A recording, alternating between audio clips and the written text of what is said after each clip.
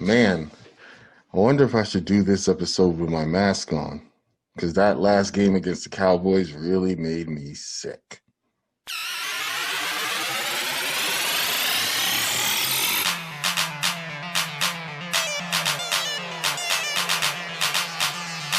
Hello, everyone, and welcome to week 10 of the Rebuttal. I am your host, Robby A Shaw, and this week we will be discussing the Pittsburgh Steelers and Cincinnati Bengals matchup at 4:20 East Coast time in Pittsburgh.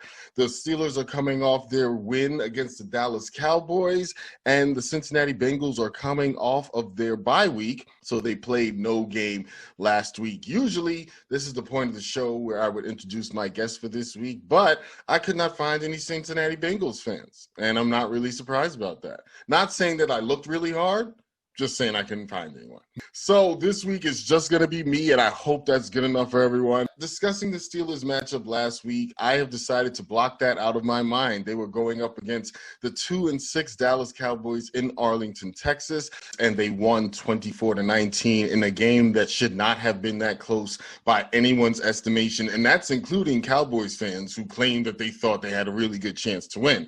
I know a Cowboys fan personally texted me when the Steelers were down in the third quarter, and then a few moments later when we finally took the lead and won the game, he said, you know what, never mind. So the Steelers were down most of this game, even being down 13-0 at one point. And I do want to shout out Jonathan, who said 2 field goals and a touchdown, because that's exactly what they did in the first half. And then it was as if the Steelers remembered that they were playing a game on Sunday in Dallas and that they probably needed to show up. And then they started to actually play football. After that, they outscored the Cowboys 24-6. And then after that, needed one last stand by our defense to win the game. They do get that stand as they've been doing every week, and the Steelers are still undefeated, 8-0, the only undefeated team left in the NFL, the only time the Steelers have ever been 8-0 in their franchise history.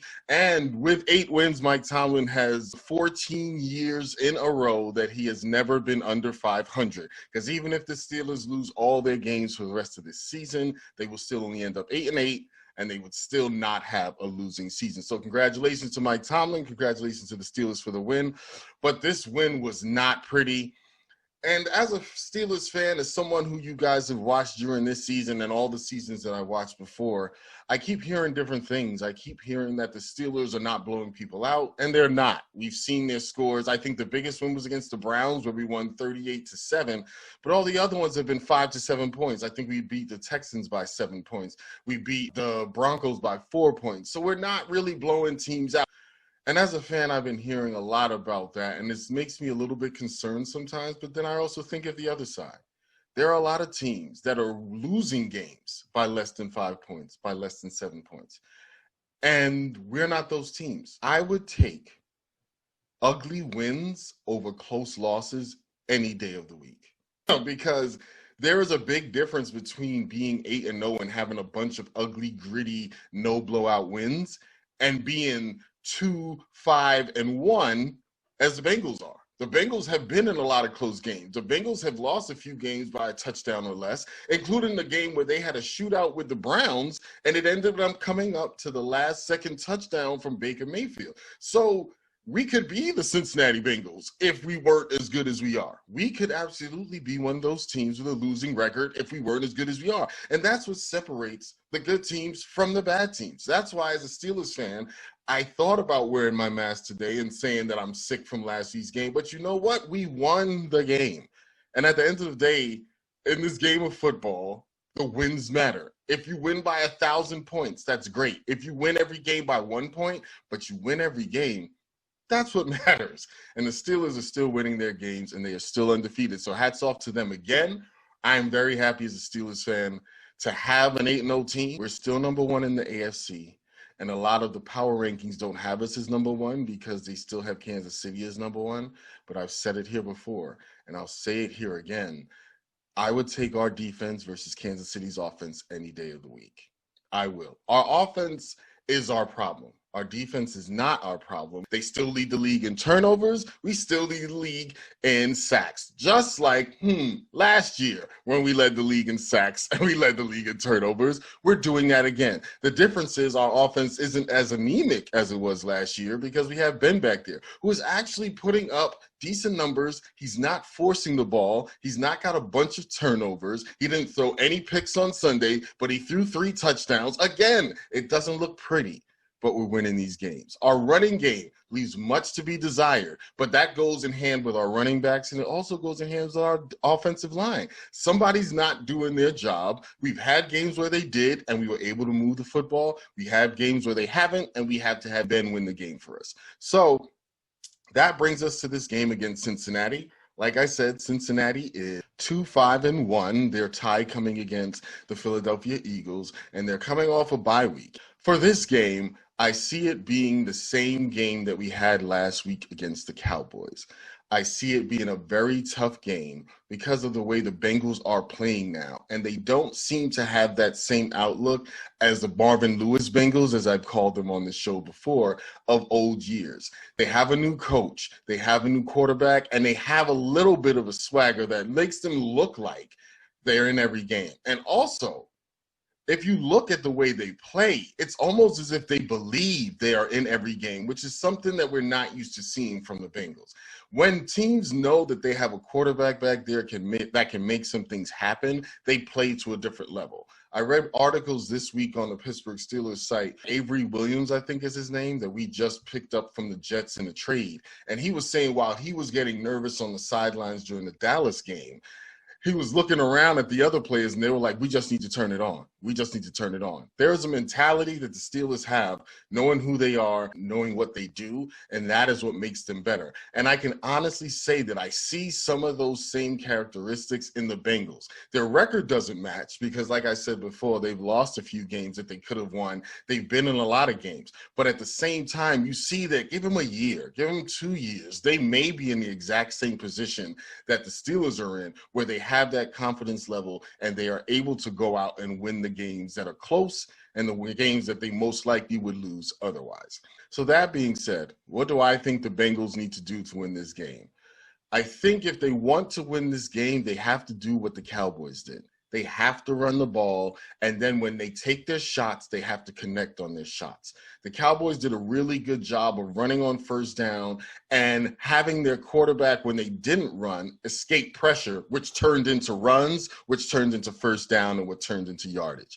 They were able to really hold the ball and extend the game for them, shorten the game for the Steelers, so that when the Steelers came out, not only were they a little bit rusty because they hadn't been playing, but our defense had been on the field for a while, which led to mental mistakes. So just like Jonathan said last week, they did do a good job of running the ball, maybe not conventionally. And there were a few highlights where defenders were grabbing at the quarterback. I think his name was Gilbert. But there was sometimes where they had defenders like TJ and Cameron Haywood and Bud Dupree around him, and he would escape and scamper for 10 yards. Those are rushing yards that help move the chains. Those are rushing yards that help keep the ball. Those are rushing yards that keep our offense off the field, which was the key to Dallas leading most of that game. If Cincinnati wants to win, they have to copy that formula. You've got to keep our offense off the field, which has been having slow starts this season. We've only had one game where we scored on our first drive. One. Out of the 8 wins, only one game did we take the ball on our initial drive down the field and score. So Cincinnati wants to win. Run the ball, mix in some passes. We know Joe Burrow can hit those throws all over the field, but don't lean on him. You've got to run the ball and keep our offense off the field and wear our defense down. So what do the Steelers need to do to win this game? I personally think we've got to run the ball, but we can't commit to it, if that makes sense. We've got to be willing to run on first down and see if we get 2 yards or 1 yard or no yards and say we're going to throw on second. We can't then turn around and try to run it, because there was a time during the game last week where the Steelers ran 4 times. No, it wasn't 4 times. Yeah, they ran on first down, ran on second down, ran on third down, ran on fourth down, and was stopped. And this has happened before. The game in Baltimore, we had a chance to close it out. We line up for third and 2, and we go to run it and we get stuffed. I think it was 3rd and 2 or 3rd and 1, and we get stuffed. Our offensive line has not been able to move people the way we need them to move people. They have had games where they did an amazing job, but they have games where they're not. What we've had to do to win those games where we're not able to run is let Ben go to work. And as much as I want to see Ben stay healthy, and the way you keep him staying healthy is to not get him hit, and the way you keep him from getting hit is to not have him drop back to pass too much. But I think we need to have a good mix of both. We need to let them know that we're willing to run.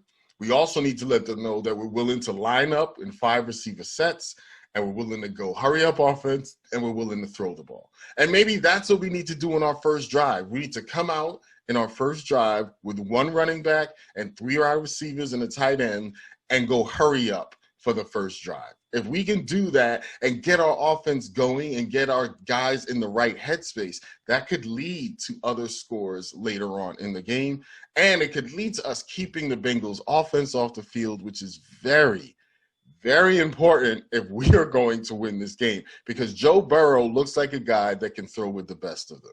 He looks like a guy that can absolutely play football and does not get scared in the big moments. He does not get scared when the lights are on him.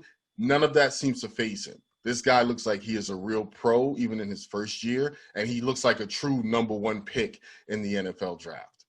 So, having said all of that, what do I think the final score will be? Well, I've gotten it wrong quite a few times. I've always picked the Steelers to have more points than the other team, and I think I'm going to stick to that this time. Am I afraid of this Bengals team? I am more afraid of this Bengals team after the Cowboys game and seeing how Joe Burrow has been playing so far.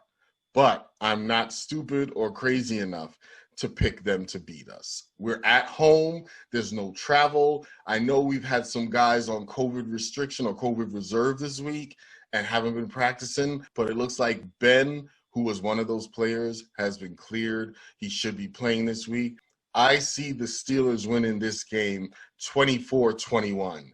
That is what I'm going with. We are not the Kansas City Chiefs that can go up and put 40 points on everyone, who average like 40 points a game. We're not that team. That's how Kansas City plays. That's not how we play. What we do is we win ugly.